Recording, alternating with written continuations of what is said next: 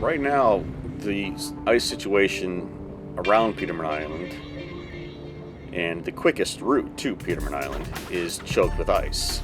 The quickest route is the Lemaire Channel, and an icebreaker failed to get through that channel because of the thickness of the ice. And the National Geographic Endeavour is not an icebreaker, but it is an ice class ship. But if an icebreaker can't make it through, then the National Geographic Endeavour won't be able to make it through. And so I'm a bit nervous about the whole scheduling aspect of it.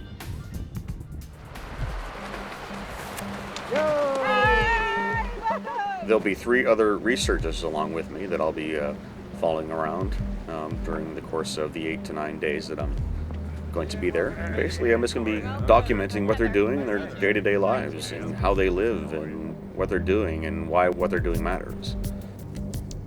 Ever since I was young, I've grown up on watching natural history programs, on my small black and white TV, and that's actually what sparked my interest in photography, videography, and going out there and exploring and putting myself in a position where I can be amongst these animals that I have grown up watching and admiring.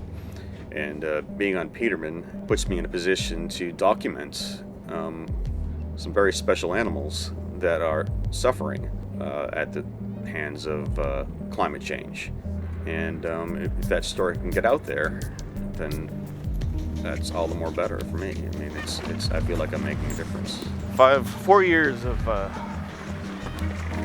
planning this, and finally it's happened. So I'm happy. Nervous, but happy.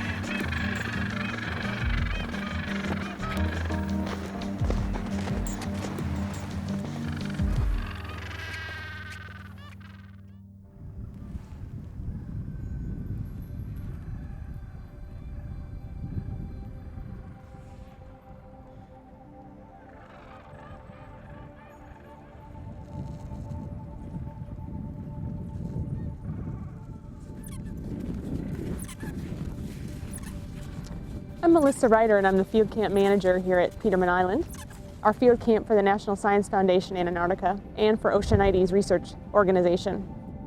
We're here under the auspices of the National Science Foundation, who's given a grant to Oceanites to study penguins here at Petermann Island. The research work here at Petermann Island that Oceanites is doing is a part of a 5-year grant given by the National Science Foundation from the United States. This year is the 5th year of that 5-year grant, so it's our final season here on Petermann Island. The time that we've been here, we've spent working on the Adelies and the Gentoo penguins, probably 85 to 90% of our time.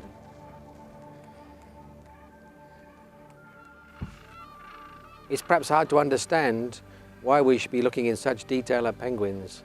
I mean, surely you'd think Antarctica is so remote from anywhere else on the planet. Everything must be fine down here.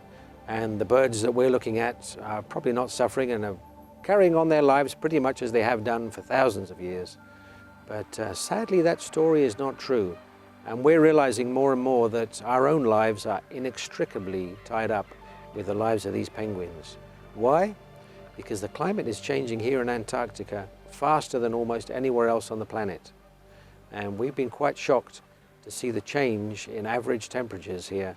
And sure enough, it is affecting the penguin populations. Looking back on some of the old data, we can see there's been a huge change in the number of Adelies. Those Adelie penguins are declining fast.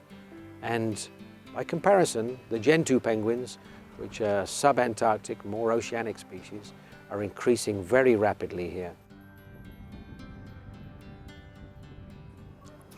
Oceanites Incorporated is a nonprofit organization that's working to understand trends in breeding birds along the Antarctic Peninsula. And in particular, what we're doing here is trying to understand what's going on with the Adelie penguin and the Gentoo penguin, both of which nest here on the island. So Petermann Island is very special for 2 reasons. One reason is that it's near the northern limit of Adelie breeding, and it's historically been the southern limit of Gentoo penguin breeding. And so we have both species nesting here on Petermann Island, and that's why, with help from the National Science Foundation, we have been able to set up a 5-year camp here on the island to try and figure out why these 2 species have very different successes in this part of the Antarctic. It may seem that we're just standing out here, freezing out here, watching these birds, but in fact this is incredibly important work that we're doing. These penguins here, the Adelie penguins, are in serious decline here at the peninsula. And so what we do is we have these 5 nests, and we come out here every day and we want to see how many eggs they have, because it's really important for us to know how their breeding season is going this year and how many of those eggs are going to actually make it to be chicks and eventually adults. So every day we come out here and we stare at them, and eventually they're going to stand up, and we'll just get a shot of the inside of their nest. So I'm trying not to disturb them, but I suspect that at first I am, and you'll see that they'll probably yell at me. But once I get up here and I stand very, very still, they won't even know I'm here. Sorry, buddy. So I'm just going to stand very quietly here, and eventually they're going to forget I'm even here. I can see one of my birds standing up right now. They will get up and stretch every once in a while, and that's what we're trying to capture. My role in particular here at Petermann Island is to be in charge of the data. And so I'm a statistical ecologist, and I spend most of my time analyzing data from the Antarctic Site Inventory. And so I'm here in charge of making sure that we collect the data that we need, it gets entered into the computers, and then when I go back to my home university, I'll analyze that then to understand what is it that we're seeing here at this island, and how do we understand that in relationship to the overall population trends here and at other sites on the peninsula. I have a 92 and a 92A. I did camp, so last year G1 had 10, this year it has 15. G9 had 105, and now it has 125. G31 had 17. 17 this year. G100, between A1, A2, A2S, and A3 were only 4 birds total. The Adelie populations are declining in the peninsula, and there are quite a few reasons that people think that is happening. One of the main ones that's a little bit hard not to think is true is climate change. Gentoos generally tend to be a little bit warm weather loving bird, and Adelie's a colder sea ice loving bird. And it's hard not to imagine that there's not some link there, that it's just getting harder and harder to make a living for the Adelies, so they're shifting. And it's getting easier and easier for Gentoos, so they're moving in. The Antarctic Peninsula, really is a separate animal from mainland Antarctica. And the western Antarctic Peninsula, where Petermann Island is, has warmed about 5 degrees Celsius over the last 50 years, which is a phenomenal number. So things are changing incredibly quickly here, and that's one of the reasons why Petermann Island is such an amazing site. We know that climate change, climate warming, particularly in the peninsula, is associated with the loss of sea ice, and also it can be associated with an increase in precipitation, both of which may have an effect on breeding birds. So sea ice is a critical component to the entire ecosystem of the Antarctic Peninsula, because sea ice is necessary for krill recruitment, and krill is the primary, it is the bottom of the food chain for all of the animals and birds living in the peninsula. The penguins and the whales and everything that lives here depends on krill. And the krill depends on ice. And with losing sea ice, we're really concerned about the impact that will have on breeding success in penguins.